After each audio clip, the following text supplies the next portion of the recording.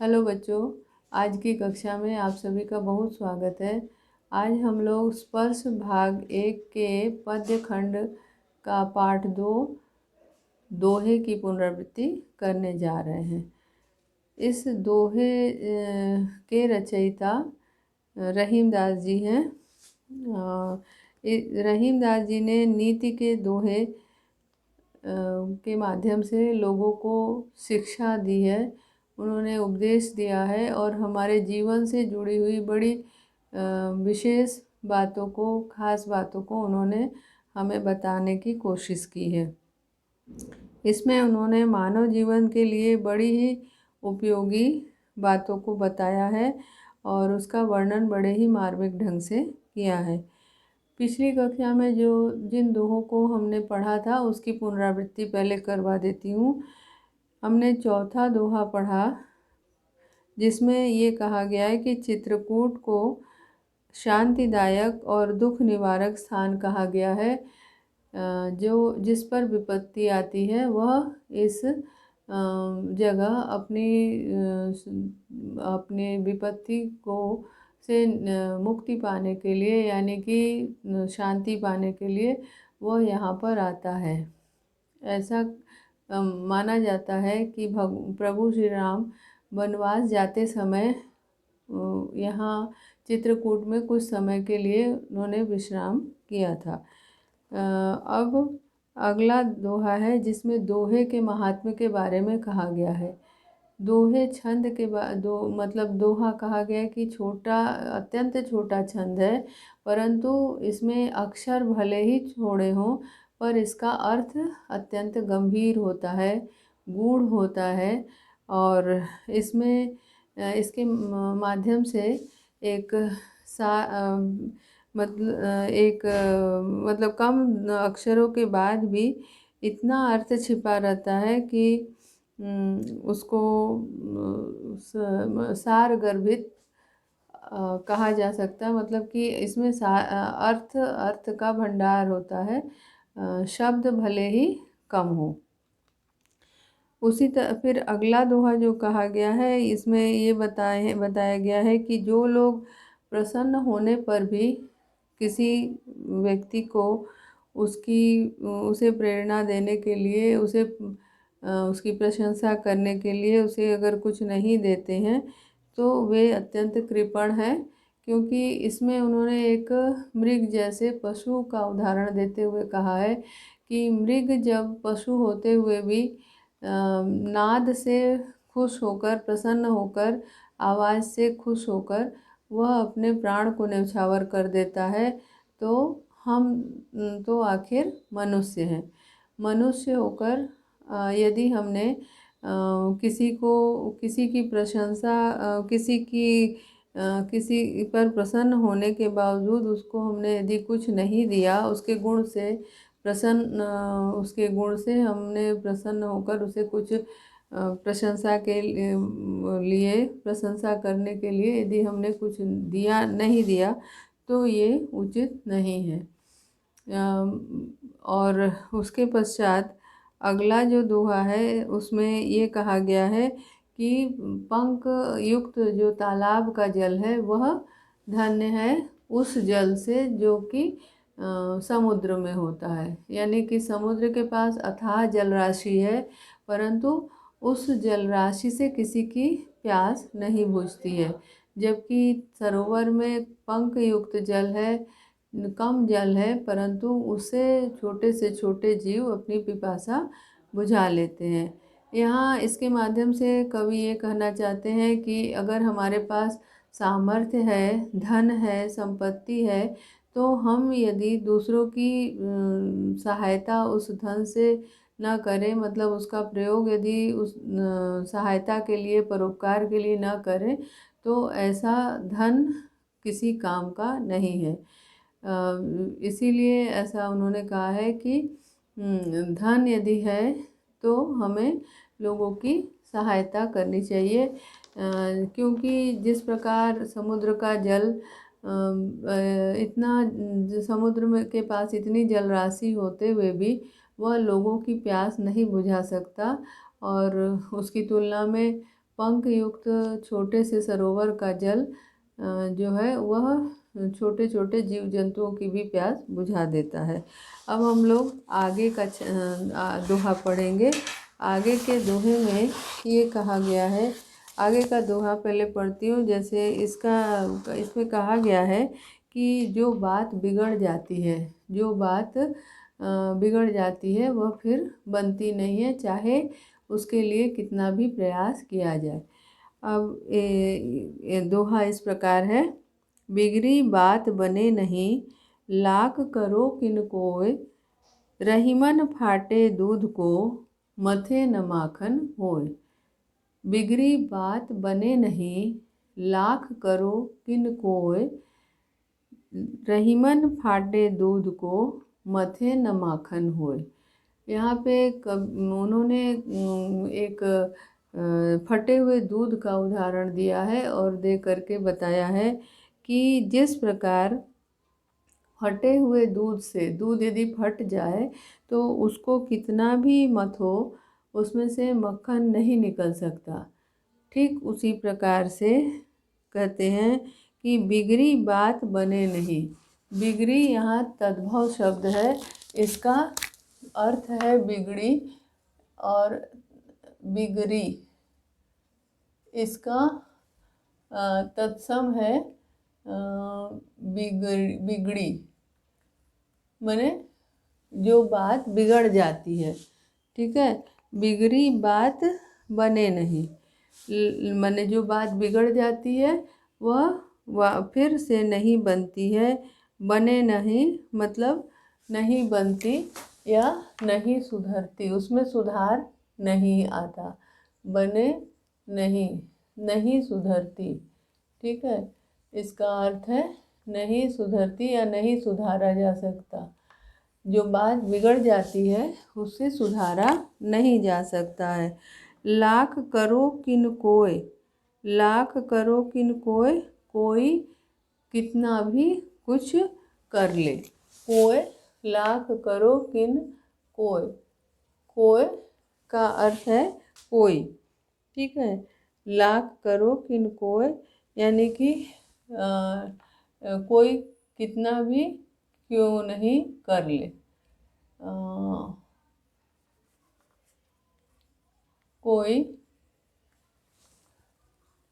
किन कोय मतलब कोई कितना भी क्यों नहीं कर ले, यानी कि कोई कितना भी प्रयास कर ले, कोई कितना भी प्रयास क्यों नहीं कर ले, लेकिन जो बात एक बार बिगड़ जाती है वह फिर से वापस नहीं बनती है, फिर से उसी रूप में नहीं आती है। बिगड़ी बात बने नहीं, लाख करो किन कोय, रहीमन फाटे दूध को। और अपने इस बात को कहने के लिए उन्होंने एक चिर प्रचलित बात कही है कि जैसे दूध फट जाता है तो उसको यदि मथा जाए तो उससे मक्खन जिस प्रकार नहीं निकलता, ठीक उसी प्रकार से जब बात बिगड़ जाती है तो वह बनती नहीं है। ठीक है, इस दोहे में उन्होंने व्यावहारिक ज्ञान दिया है। व्यावहारिक ज्ञान की शिक्षा देते हुए उन्होंने स्पष्ट किया है कि बात बिगड़ जाने पर वह किसी भी तरह बनती नहीं है। अब यहाँ पे काव्य सौंदर्य देखिए, काव्य सौंदर्य है बिगड़ी बात बने। यहाँ पे आप देख ही रहे होंगे कि बिगड़ी में ब वर्ण, बात में भी ब वर्ण और बने में भी ब वर्ण। आप लगातार, आपको मैंने बताया कि 2 से अधिक बार यदि कोई भी वर्ण आता है लगातार तो वहाँ पे अनुप्रास अलंकार होता है। ठीक है, तो बिगड़ी बात बने में 3 बार लगातार ब वर्ण की आवृत्ति हुई है, इसीलिए यहाँ पे अनुप्रास अलंकार है। अब यहाँ पे उन्होंने दृष्टांत दे करके फटे हुए दूध का दृष्टांत दिया है। फटे हुए दूध का दृष्टांत देकर उन्होंने दृष्टांत अलंकार का भी प्रयोग किया है। और उसके बाद बिगड़ी बात बने और करो किन कोय में भी फिर से अनुप्रास अलंकार है।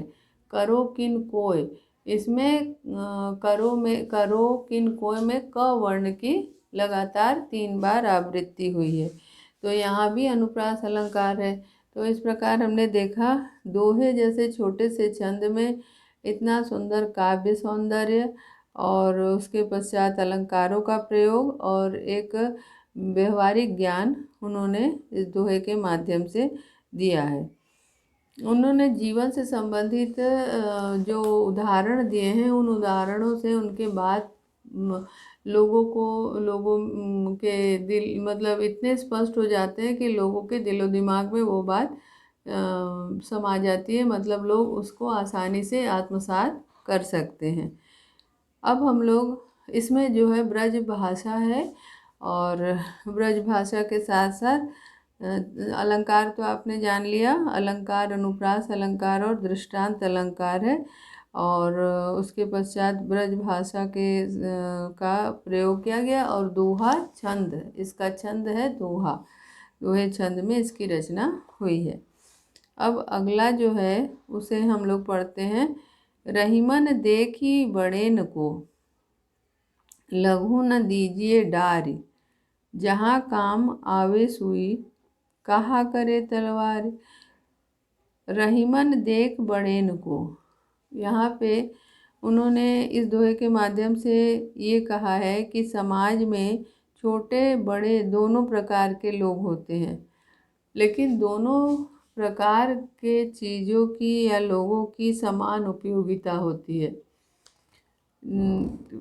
सभी अपनी अपनी जगह महत्वपूर्ण है, अतः किसी को भी छोटा मानकर उसकी उपेक्षा हमें नहीं करनी चाहिए। सभी चीज़ हमारे जीवन में, चाहे वह छोटी हो चाहे वो बड़ी हो, चाहे वह उपयोगी है। यहाँ तक कि मतलब यहाँ उसी उदाहरण उन्होंने वस्तु का दिया है, परंतु उसके माध्यम से उन्होंने व्यक्ति का भी महत्व दर्शाया है कि चाहे वह छोटा हो मनुष्य और चाहे बड़ा, यानी कि मतलब जाति से ही नहीं, मतलब धन दौलत से भी यदि माने कहीं भी हम इस तरह से उनकी तुलना या उनकी उपेक्षा नहीं कर सकते, क्योंकि हर एक वस्तु और हर एक व्यक्ति का अपना अपना महत्व है।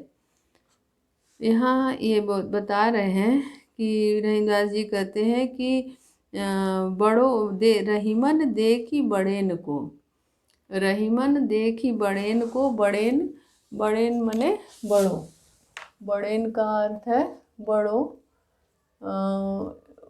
बड़ेन बड़ो। यहाँ पे बड़ो कई अर्थों में होगा, यहाँ पे धनी भी हम लगा सकते हैं, धनी या जाति से बड़ा या जाति में बड़ा।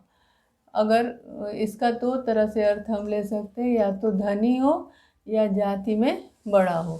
तो इन दोनों अवस्था में हम किसी को लघु न दीजिए डारी, लघु न दीजिए डारी, डारी मने यहाँ पे डारी का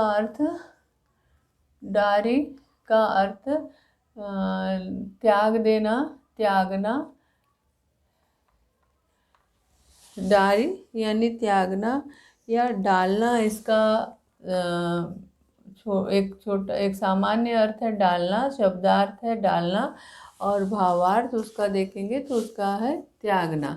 तो यहाँ पे कवि कहते हैं कि लघु किसी भी छोटी चीज़ के बड़ी चीज़ के सामने, बड़ेन को यानी बड़ी चीज़ के सामने या बड़े व्यक्ति के सामने लघु यानी छोटे को त्यागना नहीं चाहिए, उसके महत्व को कम नहीं समझना चाहिए, उसकी उपेक्षा नहीं करनी चाहिए, उसका छोटा समझ के तिरस्कार नहीं करना चाहिए। क्योंकि जहाँ काम आवे सुई, कहा करे तलवार। उन्होंने इसको स्पष्ट करने के लिए एक बड़ा ही सुंदर उदाहरण दिया है।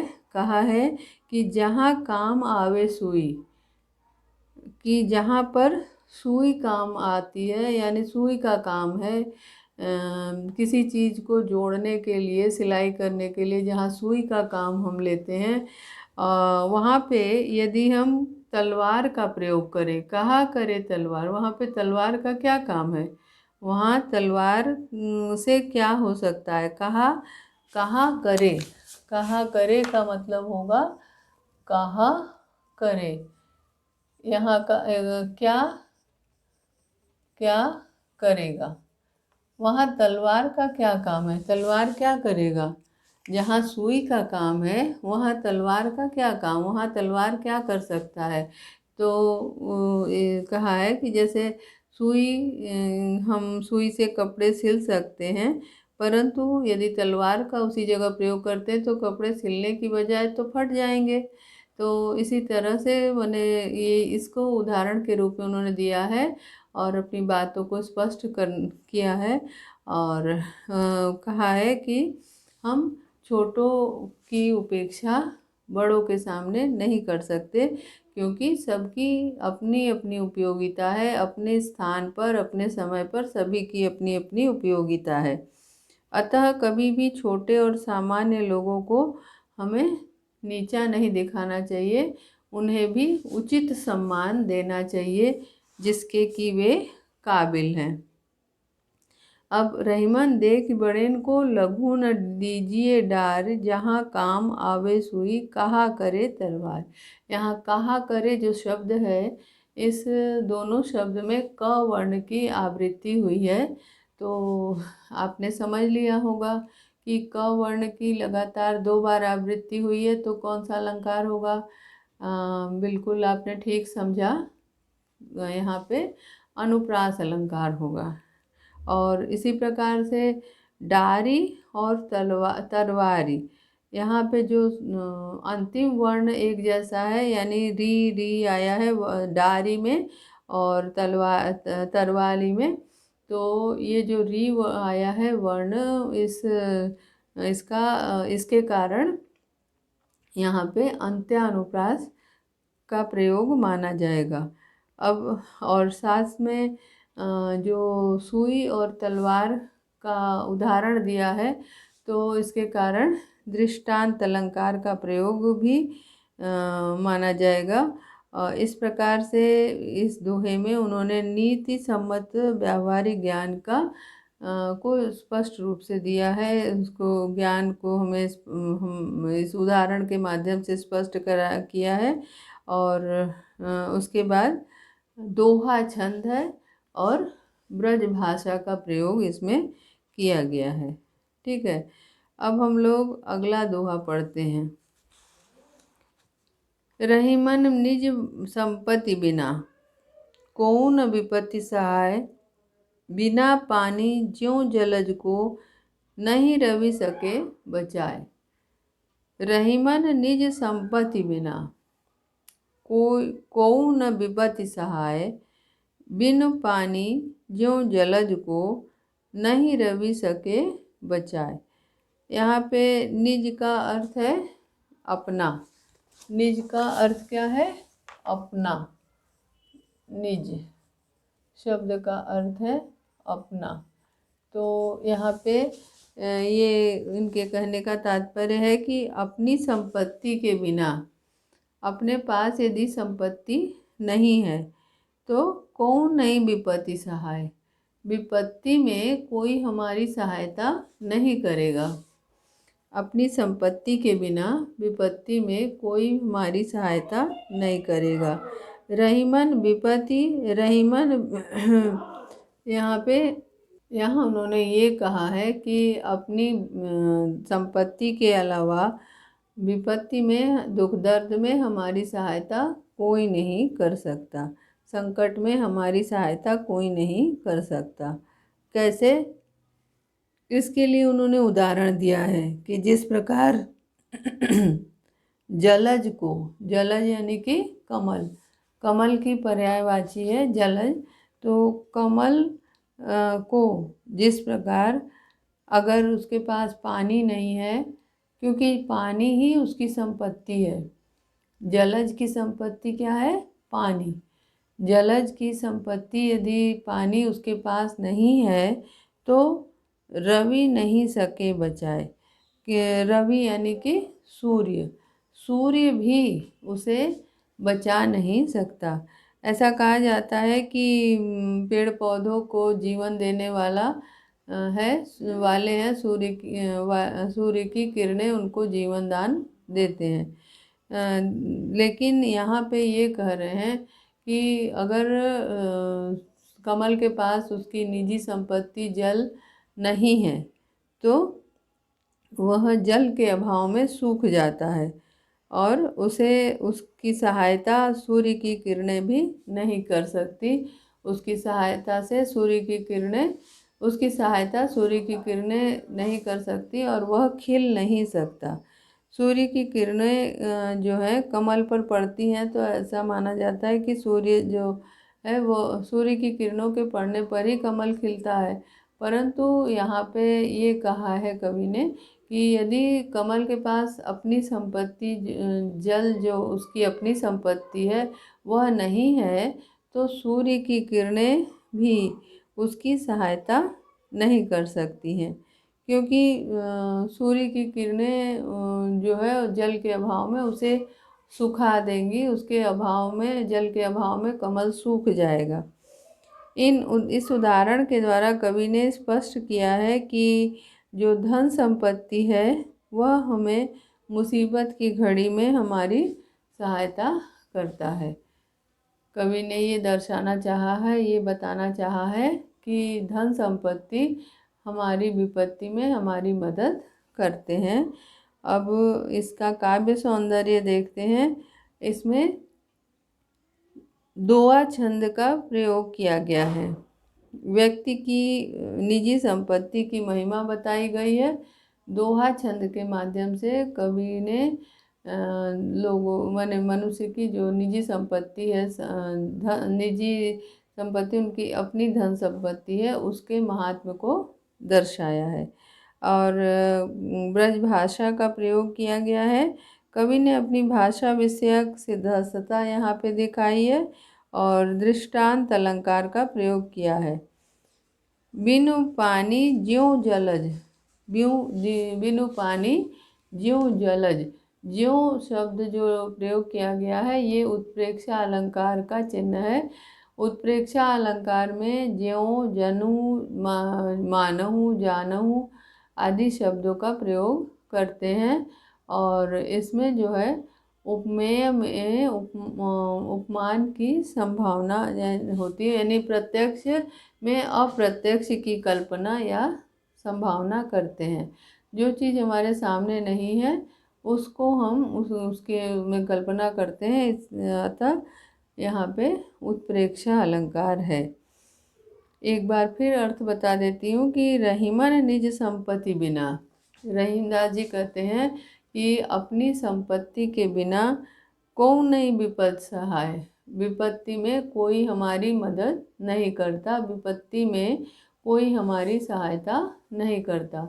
यदि आपके पास अपनी संपत्ति नहीं है तो विपत्ति में कोई आपकी मदद नहीं करता।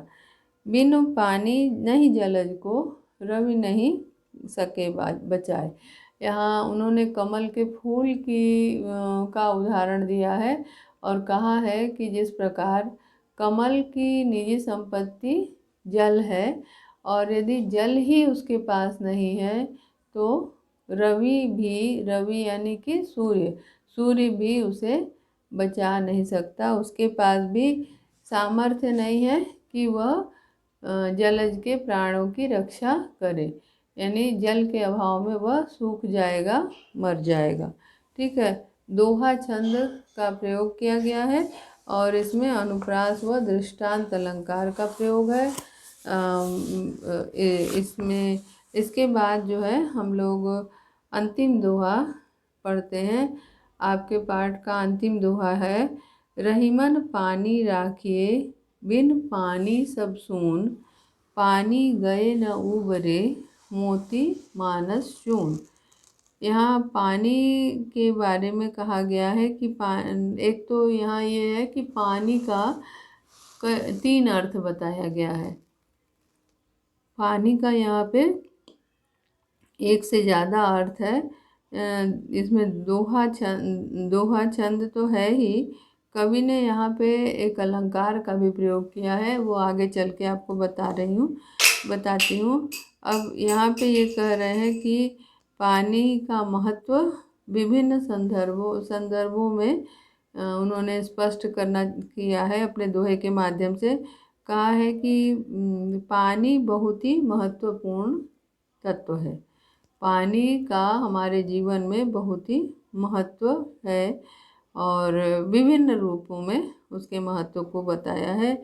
इसे हमेशा संचित करके रखना चाहिए, क्योंकि पानी रहीमन पानी राखिए। रहीमदास जी कहते हैं कि पानी को बचाकर रखना चाहिए। बिन पानी सब सून, बिना पानी के सब सूना है, सब बेकार है। पानी गए न उबरे, उबरे मने उबरना, उबरे मने उबरना यानी कि उद्धार होना। ठीक है, उबरे यहाँ पे कहा गया है। उबरे का अर्थ उबरना या उद्धार, उबरना या उद्धार होना।